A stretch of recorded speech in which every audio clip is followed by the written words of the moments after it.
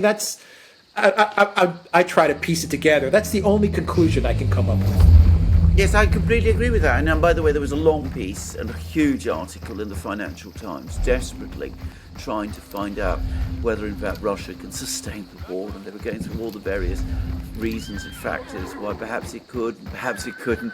But in the end, even that article, and that's the Financial Times, which is, full on neocon publication nowadays, even it couldn't quite bring itself to admit that this was actually going to happen.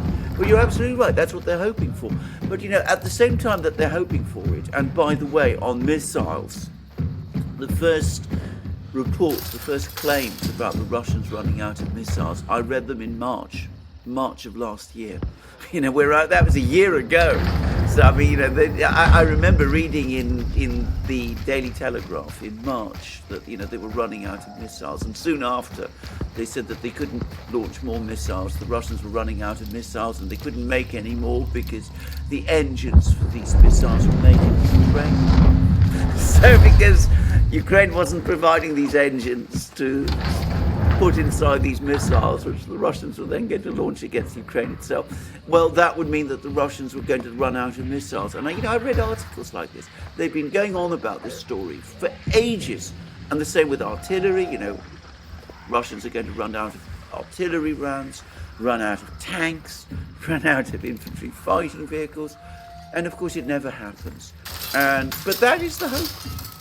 Except, of course, if they're really afraid that China is going to come to Russia's aid, if they really believe that, then surely they must realize that strategy is hopeless.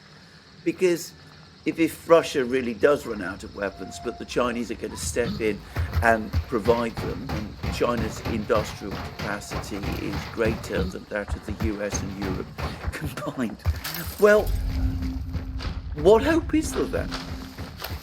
But they don't draw the conclusion that they should from that. Yeah, they're stuck in this Russia is a gas station masquerading as a country mentality. It's been ingrained in their mind. It's been so internalized over so many decades that I don't think they can break free of that thinking. And I think it just baffles them that Russia actually can make missiles and ammo and stuff like that. They refuse to believe it. And so it's North Korea, it's Iran, and now it's China. That's where they're going to get it from. If we can just starve Russia off from China, then we've won. That's why you have Blinken coming out and saying, I'm 100% sure that Ukraine's going to win. That's why you had Kallas, the Estonian prime minister, say the same thing. 100% Ukraine's going to win. They believe that the key, the secret sauce to all of this is just isolate Russia from getting weapons from China, and it's game over. As long as we can sustain the Ukraine military to keep on sending their soldiers to the front line. If we can just keep Ukraine sending recruits to the front line for the next 6 months or the next year,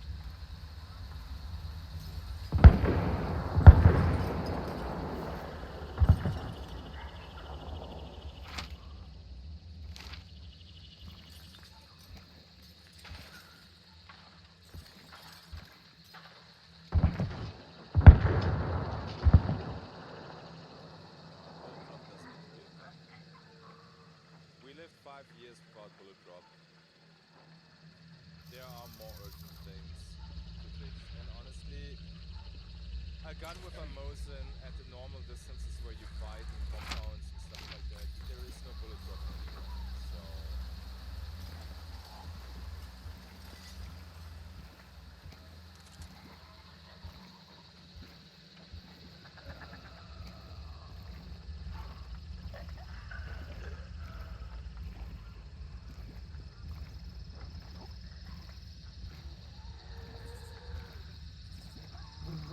then Russia will be done. It'll be over.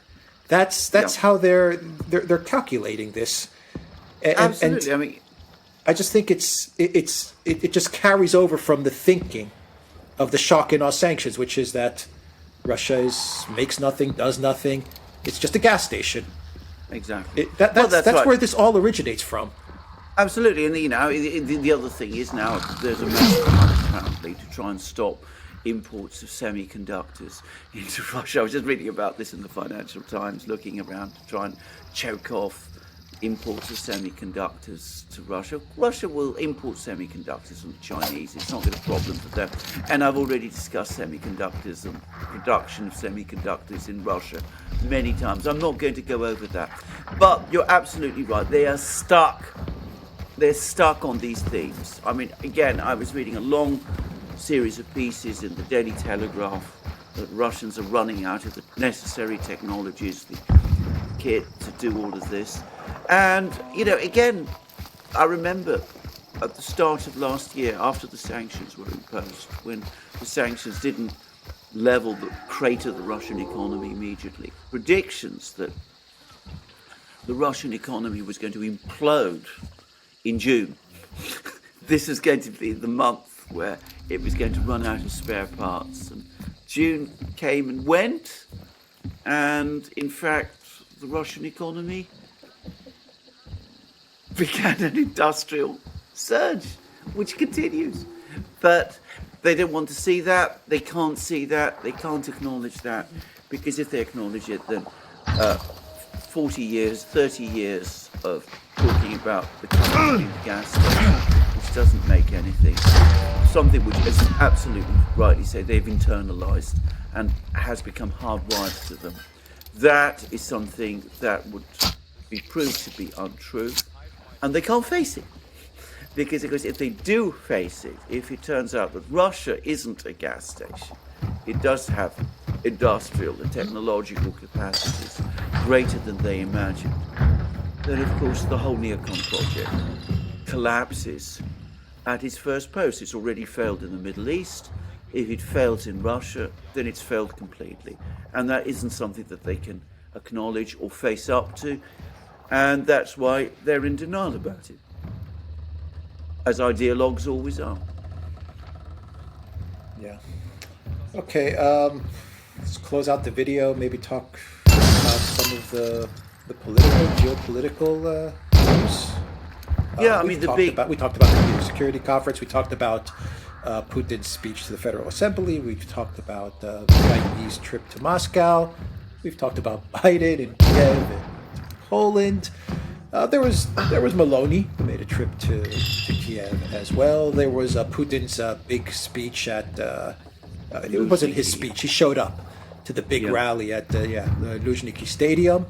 I think, if someone saw the videos of Luzhniki, they would understand the massive level of support for the Putin government and for this special military operation. I mean, all you have to do is see a video of a sold out stadium, and you understand that the breaking of Russia has completely failed.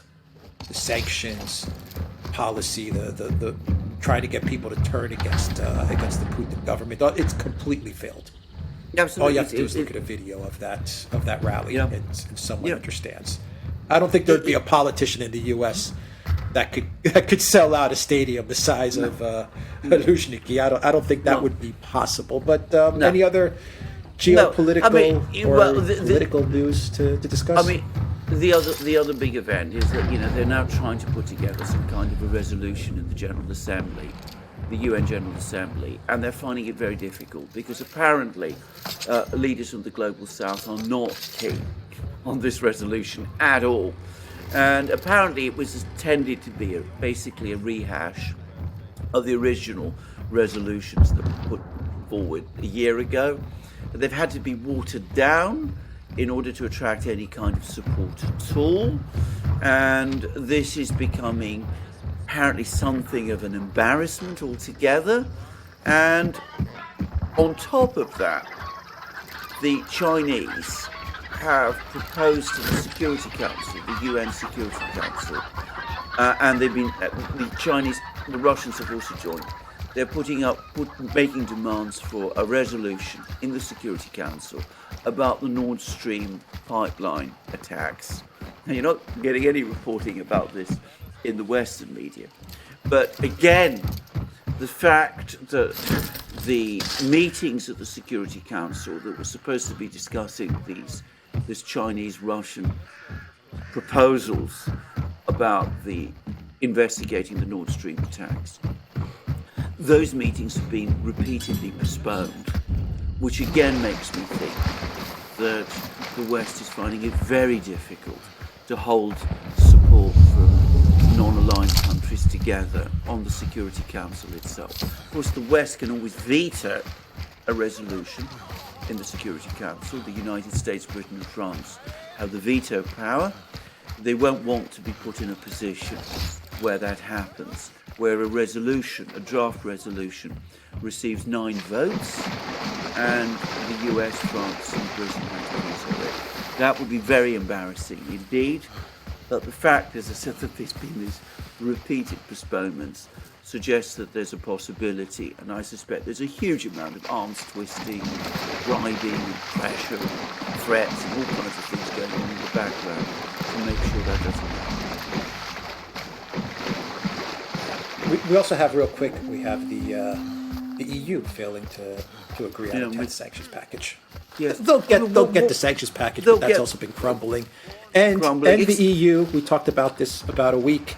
We talked about this about a week and a half ago, that the EU is also now openly admitting that there was no 300 billion, and the only thing that they could confiscate from Russian assets is something around 35 or 37 billion, and they're disappointed and shocked. They're like, we can't find any of this 300 billion, and they're looking for it everywhere now, and they're openly admitting this now. When we reported on this, I believe it was just a Bloomberg article that came out, but now it's out there in the open. Absolutely. I mean, it's a fail on every level. Why are they bothering with the 10th package? I mean, the only thing that Biden came up with when he was in Warsaw, he was talking about there will be another American sanctions package. Why? I mean, it's not as if all the other 9 have succeeded. I mean, so why go on for a 10th? I mean, Charles Michel, who's the European Council president, has actually said, that they've run out of things to sanction.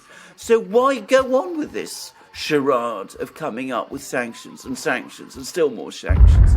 All that it's doing is exposing their weakness. It's not it's not impressing anybody. It's not scaring anybody. But of course, they go on doing it because if they stop doing it, they'd have to admit that the whole sanctions thing has been a failure, and they can't bring themselves to do that either.